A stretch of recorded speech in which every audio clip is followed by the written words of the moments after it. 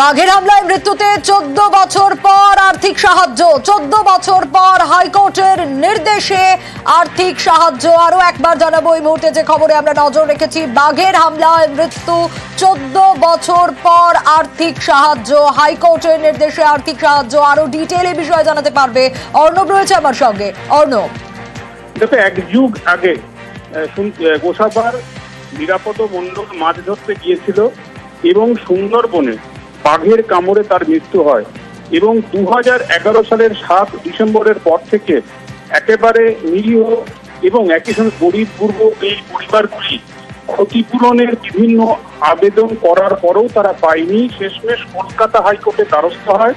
সেখানেই 14 বছর পর ওই বাঘের কামড়ে নিহত নিরাপদ মণ্ডলের পরিবারকে 5 লক্ষ টাকা ক্ষতিপূরণ দেওয়ার নির্দেশ আজ রায় ঘোষণা করে দিলেন বিচারপতি অমৃতা সিনহা।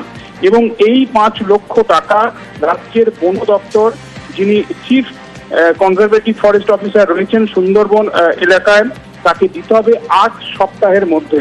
শুধু নিরাপদ মণ্ডল নয়, একই সঙ্গে বাঘের কামড়ে এর পাশাপাশি কোস্টালেরই, সুন্দরবন কোস্টালেরই মৃত্যু হয় বিশ্বজিৎ মণ্ডলের 11 বছর আগে 2013 সালে।